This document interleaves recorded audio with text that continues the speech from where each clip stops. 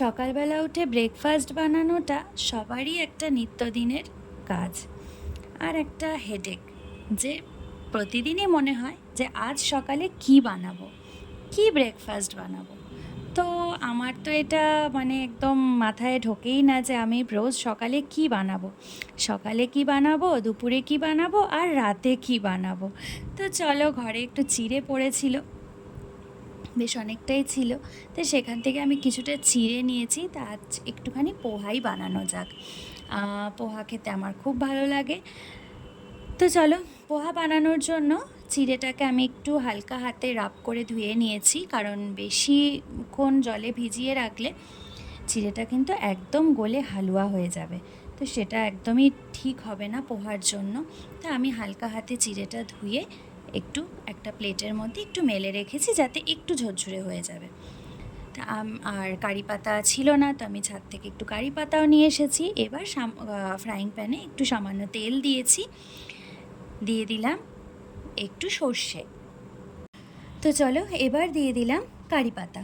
কারি পাতাটা তোমরা কুচিয়েও দিতে পারো, আমি তো এমনি দিয়ে দিলাম তাড়াহুড়োর সময়।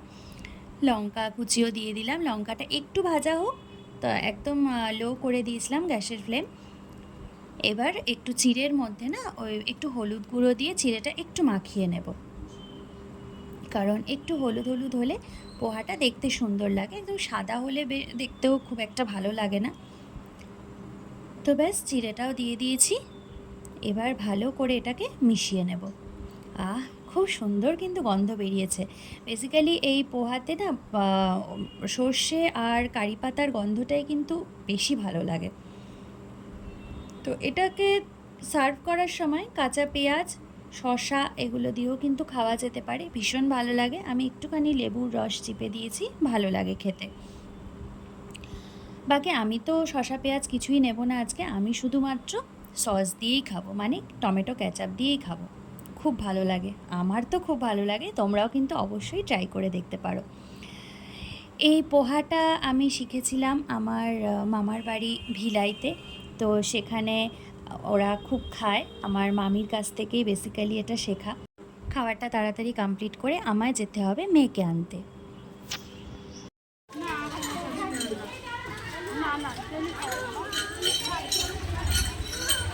চলো,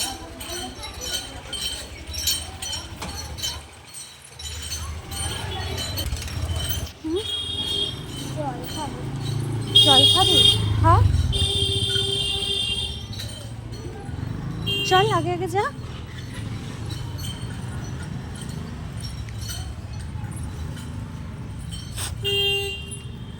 যাও। তো চলো, মেয়েকে স্কুল থেকে নিয়ে চলে এসেছি। আমার ঘরে একটি ঝড় তো ছিলই, আবার সঙ্গে আরেকটি ঝড় অ্যাড হলো। এবার এদের পেছনে যুদ্ধ করতে করতেই আমাকে দুপুরের লাঞ্চটাও রেডি করতে হবে, কারণ অনেক সকালে মেঘনা উঠেছে। যা, খুন্তিটাই পড়ে যাচ্ছিল। যাই হোক, অনেক সকালেই মেঘনা উঠেছে, আর ও মোটামুটি 1টার মধ্যে ও খেয়ে শুয়ে পড়বে।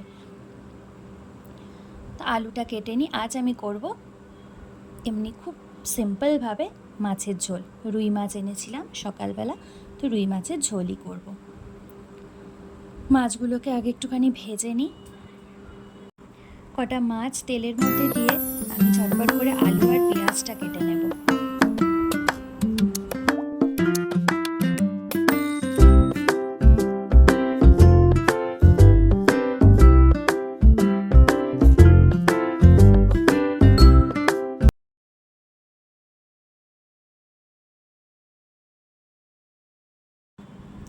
এগুলো ভাজা হয়ে গেছে, আর দুটো আছে, ওই দুটো ভেজে নিলেই হয়ে যাবে।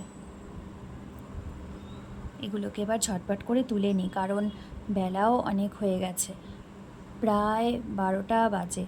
এই সময় আমার অন্যদিন রান্নাই হয়ে যায়, তা আজকে একটু তাড়াহুড়ো ছিল। প্লাস মিঠি আমাকে একদমই ছাড়ছিল না, সকাল থেকে আমি বসেই ছিলাম। সবাই সবার কাজে ব্যস্ত ছিল, কাজেই ওকে নেওয়ার কেউ ছিল না। তো সেই কারণেই আমি একদমই উঠতে পারিনি, আর উঠে যে রান্নাটা কমপ্লিট করব সেটাও করতে পারিনি। তো চলো, মাছটা আমার মোটামুটি ভাজা হয়ে গেছে, যেই দুটো বাকি ছিল সেটাও ভাজা হয়ে গেছে। এবার আমি একটু আলুর মধ্যে একটু নুন মাখিয়ে আলুটা ভাজা বসিয়ে দিয়েছি। আমি খুব তাড়াতাড়ি করে সব কিছু কমপ্লিট করছি। এর মধ্যে আবার মিঠিকে চান করাতে হবে, মেঘনাকে স্নান করাতে হবে, তো সেগুলোও আছে। তো চলো, আলুটাও ভাজা হয়ে গেছে, তেলের মধ্যে একটু জিরে ফোড়ন দিয়ে দিয়েছি। একদিকে আমি ভাতও বসিয়ে দিয়েছি। যে পেঁয়াজটা কেটে রেখেছিলাম পেঁয়াজটাও দিয়ে দিলাম, পেঁয়াজটাও একটু ভাজা হোক। দেখি এর মধ্যে টমেটোটাও দিয়ে দেবো, পেঁয়াজ টমেটো সব একসঙ্গে ভাজা হতে থাকুক। এবার এর মধ্যে আমি টমেটোটাও দিয়ে দিই। এবার একসঙ্গে সব ভালো করে ভাজা হতে থাকুক। পেঁয়াজ আর টমেটোটা একদম ভালো করে গলে গেছে। আমি যদিও একটু নুন দিয়েছিলাম, নুন দিয়ে ঢাকা দিয়ে দিয়েছিলাম বলে ভালো মতন গলে গেছে। তো চলো, আমি আমার মাছের ঝোলটা কমপ্লিট করে ফেলি।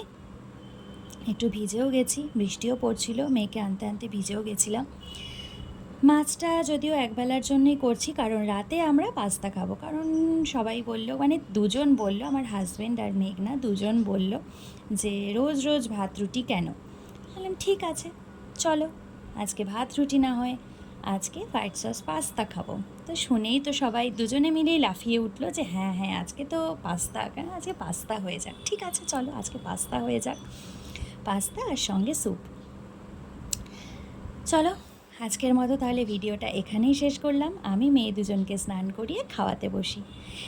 ভিডিওটা ভালো লাগলে লাইক কমেন্ট করতে একদম ভুলবে না। এনজয়।